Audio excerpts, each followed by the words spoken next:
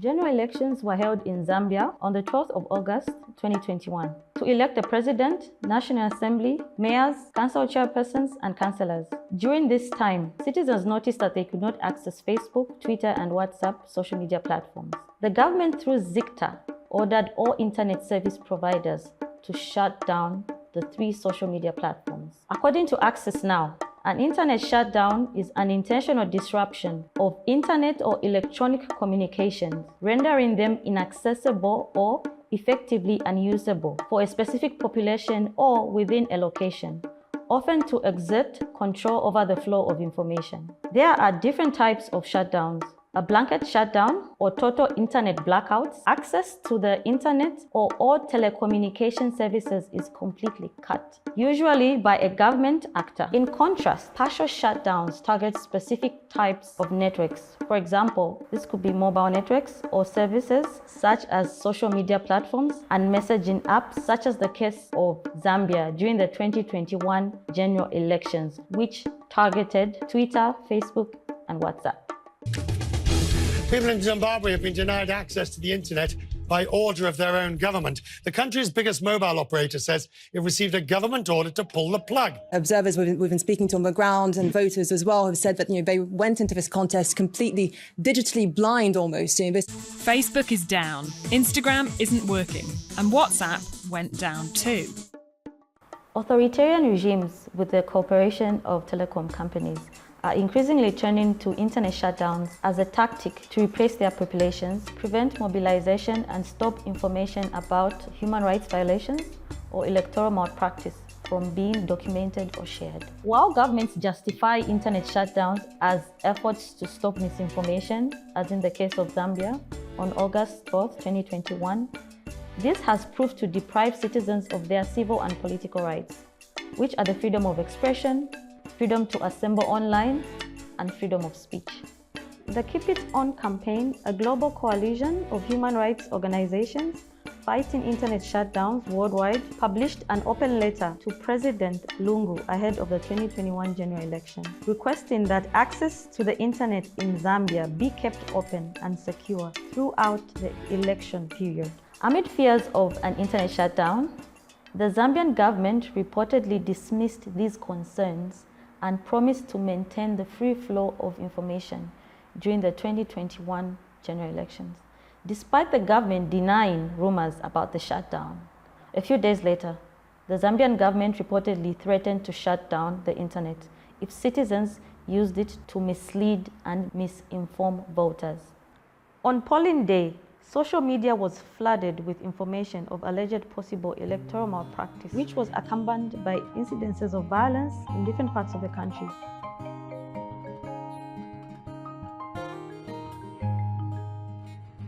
Hello, my name is Mzaziti Crescencia Mwanza. I am a governance and elections expert. During the 2021 general elections, I worked with a local observatory group in Zambia called the Christian Churches Monitoring Group. Let's hear more from the team.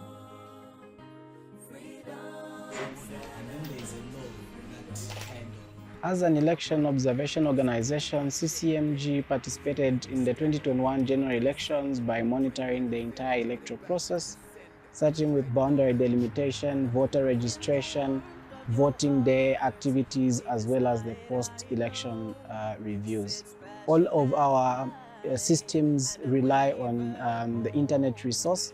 However, given that it was only parts of the internet that were shut down, we had activities that ran on certain social media platforms and were not able to function optimally based on the shutdown that happened on 12th August. Social media plays a key role when it comes to managing elections. Number one, this is one of the tools that we use as in to verify the incidents that are being reported from the ground. You'll find that our monitors on the ground report on something. We'll verify as in such incidents with direct phone calls, but at the same time, we do follow the trends on social media around the reported incidents. So if we had a shutdown of internet, it would be very difficult for us to follow through such trends on the ground. The absence of social media to some levels impedes our work. We might be unable to air our views as a monitoring organization. We might be unable to, as well as in post our press statements for them to reach as in the public. Internet is important for CCMG to carry out their work because, especially during elections, because there are incidents which can be of electoral malpractice, which are shared on social media platforms or internet platforms, which we are able to pick and be able to verify with our people across the country. So without the internet, it can be very slow to track those incidents. So therefore, the internet helps us make our work easy to track such incidences and be able to record them in our database. Of course, we can be able to capture those incidences without the internet, but the internet makes our work very much easier. Prior to election day, signs and incidences were reported by the Christian Churches Monitoring Group during the pre-election period. Some of these signs included the intimidation and threats of journalists, the shutdown of private media houses who were reporting on pictures and videos circulating on social media of non-eligible persons being issued with NRCs by the Ministry of Home Affairs. Prime TV, an independent television news channel, had its license cancelled by the Independent Broadcasting Authority. Well, this suspension followed an alleged refusal by the station to air government's COVID-19 public awareness campaigns because the station owed money for airing previous state advertisements. However, this was simply a ploy to weaken independent media voices in Zambia during the electoral period. The freedom of expression and the freedom of press was curtailed. This is your Diamond Insight for tonight of the controversy surrounding the issuance of NRCs. The emerging controversies surrounding the ongoing issuance of national registration cards should not be ignored and brushed aside by concerned authorities. Several social media blogs reported and shared these reports, which were denied by the then Minister of Home Affairs, Stephen Kampyongo. The government warned citizens that those that were sharing information of non-eligible voters being issued with national registration cards by the Ministry of Home Affairs were spreading misinformation, and that would result to an internet shutdown on election day. It's because we have got some of these digital facilities that we are using. And I want to warn these people who are using social media platforms. Don't say I didn't warn you, because your time will soon come to pass. We have working with the ZICTA to ensure that using these platforms, we pursue these criminals that have taken to the social media. I'm warning you, don't say I didn't warn you, because the then Home Affairs Minister, Mr. Kampyongo, issued a number of statements that in a way threatened the media and other CSOs, but particularly for the media, the issue was about their conduct in terms of how they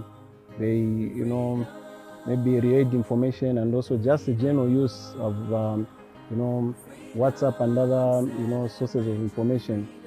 So those signs for me particularly pointed to the fact that if that went on, would face a possible situation where people would be censored and internet would be shut down, because even if they didn't put it explicitly, whatever they commented on hinged on the fact that a mistake be made by any player that government is not happy about, then they were going to shut the internet. The arguments, of course, were that they needed to ensure that the safety and security of the citizens was upheld.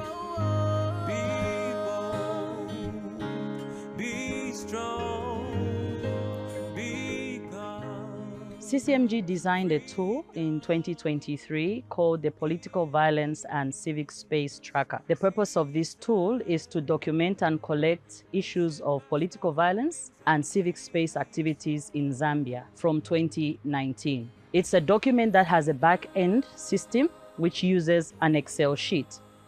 In cases of internet access shutdown, one is still able to enter data into the system offline.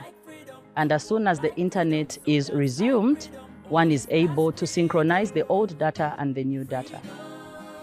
During the campaign period, the COVID-19 pandemic was at its peak, and gatherings of more than 10 people was restricted. The Christian Churches Monitoring Group received reports of the ruling party holding massive rallies while opposition parties were restricted. For this reason, social media platforms became a platform for opposition parties to carry out their campaigns. In addition, several CSOs carried out their voter education online using social media platforms.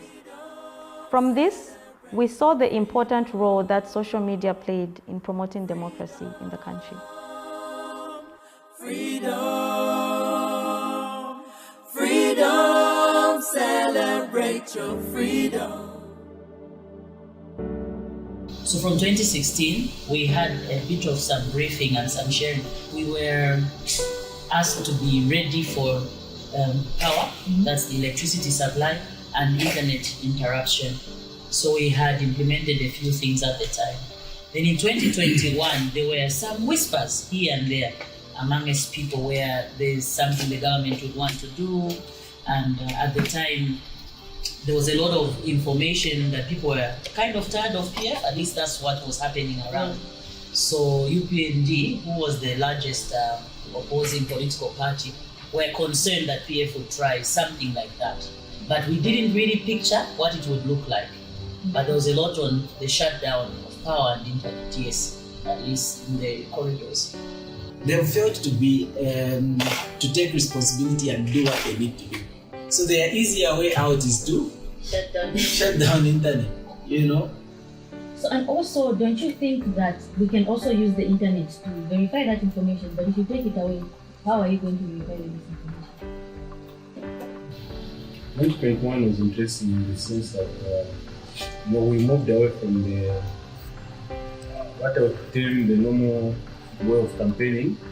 We sort of went virtual, at least for a number of political parties, like PF and UPN. So for me, what I was thinking the moment I saw that, if the government is trying to shut the opposition and not let them use, or rather get their views out there, the best way to do that would be maybe one, to constrict or rather to reduce the airspace first, the appearance on TV, public media, and also internet itself. If I want to gain an advantage over you, and I know we're in a moment where we are using internet as so campaign tool, and the best is to shut down the internet. I don't know where to put this. Another thing that a potential threat I see, and I think that's what maybe Shala was also alluding to, is the Cyber Security and Cyber Crimes Act. And what I think it will be able to do going forward as we lead up to elections as well. I know it's not necessarily like in itself does not have anywhere where it specifically says it's going to be shut down, but in terms of curtailing or controlling how much one speaks on what, especially for political actors, I think we've seen how many times these guys are getting us arrested. The Sean Tembos, Fred members, Nia Zulus, the Imoelas, over, it's usually a hate speech or some other, is it seditious, that phrase? Yeah, but all those things are all coming, they're being backed by the Cyber Security and Cyber Crimes Act. And so we expect to see a lot of these things happening alongside if they were to shut down the internet. But even before they do that, they would have shut people's mouths first that are speaking a different message. Yeah, because there's been a lot of arrests. And you just reminded me, another sign prior to the election, how fast the government enacted the cyber bill, right? It was done in such a manner that you can tell. So those are some of the symbols, like why is the government so fast in enacting this? You can actually tell they were curious to use it before the election. So that was another sign. And then the election was in, exactly. So those are some of the things we hope CCMG can look out for. Are there any new policies that they will try to rush prior to the election without even proper consultation, right? It would be nice if that is also reported, because it will have an impact on the election as you are doing your pre-election observation.